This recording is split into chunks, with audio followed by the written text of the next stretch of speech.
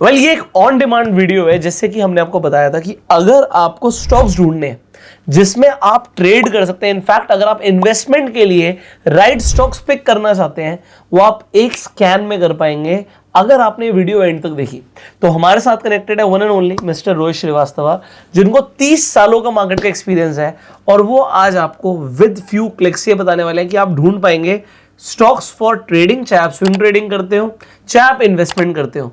तो अब without wasting any single second शुरू करते हैं आज की वीडियो को। सर बिल्कुल, धन्यवाद। और मैं बात करूंगा स्ट्राइक के बारे में।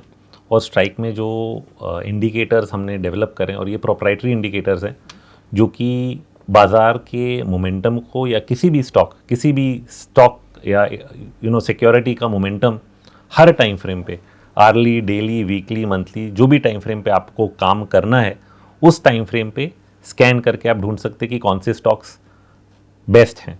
ठीक है, क्योंकि हमें हर स्टॉक में तो काम नहीं करना है, हमें जानना है कि ये 3-4 चुनिंदा कौन से हैं जिस पे मैं और रिसर्च करूं या जिस पे मैं काम करना शुरू करूं।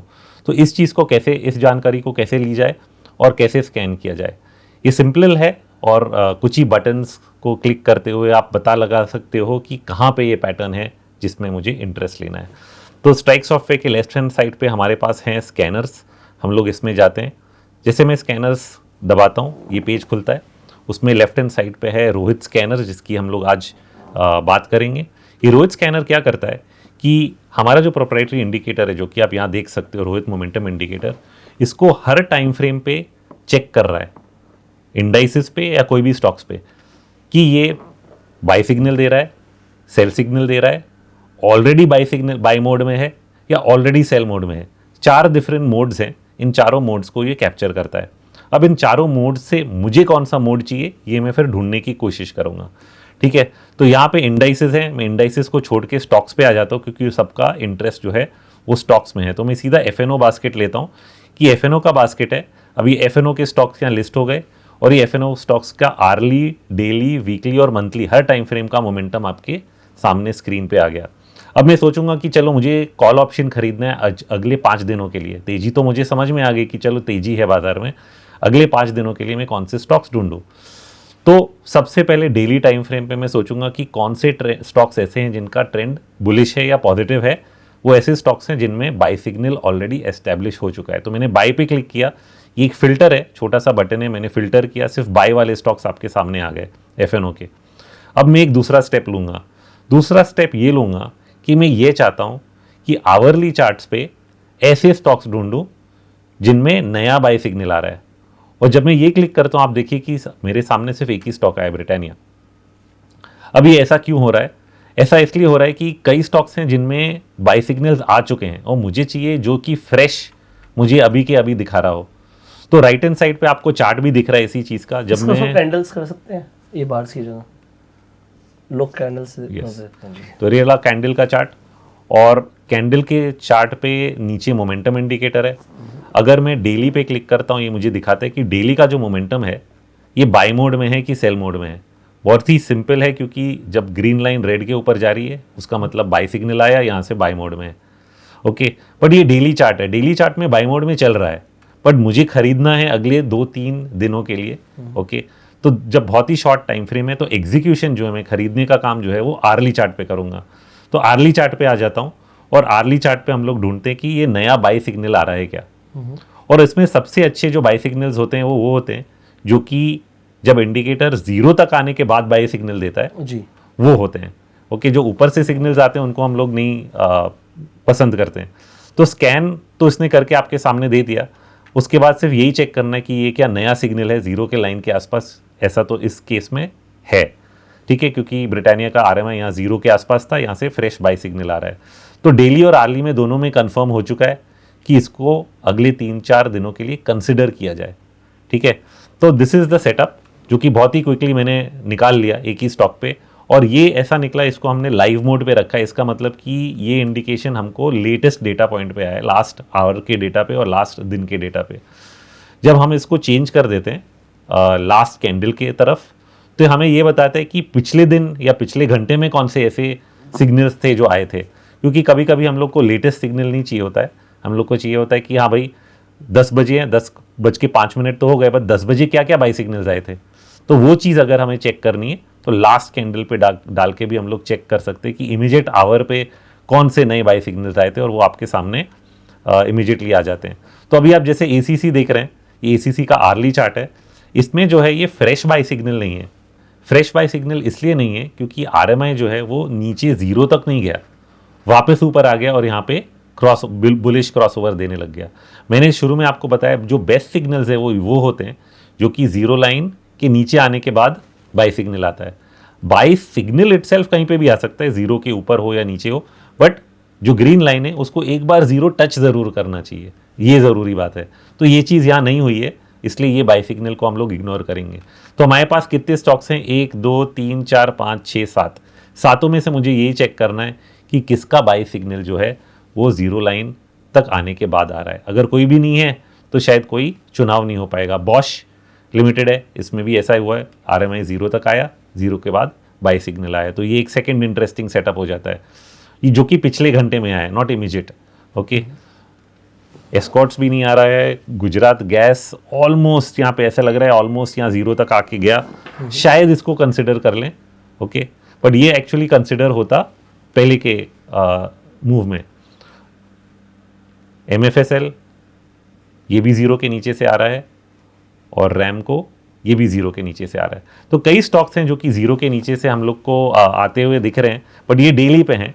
मैं चेक कर रहा हूँ आर्ली में कौन से हैं, तो आर्ली में जो भी नहीं है वो हम लोग डिस्कार्ड कर देंगे। MFSL आर्ली पे 0 के नीचे से नहीं आ रहा है, डिस्कार्ड हो गया। गुजरात गैस आ रहा था ऑलमोस्ट टच पॉइंट से, इसको या तो रखें या डिस्कार्ड कर दें। एस्कॉर्ट्स भी हमने डिस्कार्ड कर दिया। तो बचे हमारे पास सिर्फ 2, एक बॉश लिमिटेड है, एक रैमको है। ओके, और शायद ही गुजरात गैस हो। तो 2-3 पे हम लोग आ गए बिल्कुल ही कम करके, और जो बिल्कुल ही एग्जैक्ट सेटअप है वो शायद सिर्फ बॉश में है।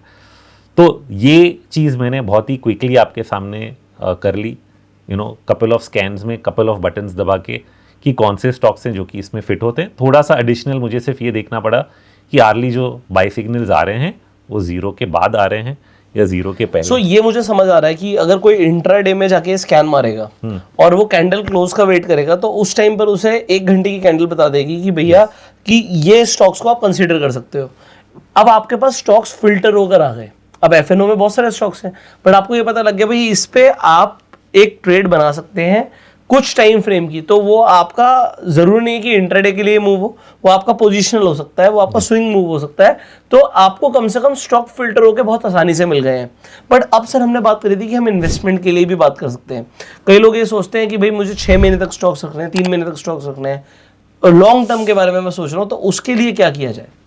तो लॉन्ग टर्म इन्वेस्टर्स के लिए तरीका सिमिलर रहता है, क्या हम बदलते हैं वो है टाइम फ्रेम। क्योंकि डेली और आर्ली का जब मैंने कॉम्बिनेशन किया, मैंने ये किया कि डेली चार्ट पे तेजी ढूंढी और आर्ली पे एग्जीक्यूट किया। ठीक है, आर्ली पे खरीदा बेचा। तो आर्ली का जो साइकिल है जिसमें कि बाई सिग्नल आता है और फिर मोमेंटम जो है वापस 0 तक आए, करीब 4-5 दिनों तक चलता है। अभी इसी चीज़ को मैं अगर वीकली और मंथली के कॉम्बिनेशन में करूँगा तो ये करीब 6 महीने या 1 साल तक भी चल सकता है। ओके, तो इस चीज़ को भी हम लोग क्विकली करके देखते हैं कि इसमें क्या स्टॉक्स दिखा रहा है। तो इसको अगर मैं फिर से अनचेक कर देता हूँ सब कुछ, तो पूरे स्टॉक्स आ गए FNO के सामने, और मुझे लॉन्ग टर्म देखना है। अब लॉन्ग टर्म अगर इन्वेस्टर है वो शायद सिर्फ FNO में इंटरेस्टेड ना हो, वो बोलेगा कि चलो मुझे निफ्टी 500 में से या मिड कैप स्टॉक्स में से स्टॉक्स निकाल के दीजिए। तो मैं निफ्टी 500 ले लेता हूँ। निफ्टी 500 का बास्केट लिया, इसमें मैं देख रहा हूँ कि मंथली में कौन से स्टॉक्स जो हैं वो बुलिश ट्रेंड में है, तो कौन से हैं जो जिसमें बाय है, वो निकाल लिया सबसे पहले। सेकेंड स्टेप मैं सोच रहा हूँ कि वीकली पे नए बाई सिग्नल्स किस पे आ रहे हैं। तो अब देखो फिर से 500 स्टॉक में से निकले सिर्फ 4। अब इन चारों में फिर से मुझे वही चीज़ चेक करनी है कि जो नए बाई सिग्नल्स हैं वो 0 के आसपास से आ रहे हैं कि नहीं। ओके, ये बिल्कुल ही 0 तक नहीं है, तो एक कंटिन्यूएशन है, पिछले ट्रेंड का कंटिन्यूएशन। भारतीय एयरटेल देखता हूँ, यस ये 0 तक आया और इसने एक फ्रेश बाई सिग्नल दिया। ठीक है, ये तो सॉरी डेली पे है। वीकली पे देखता हूँ तो ये भी एक कंटिन्यूएशन है।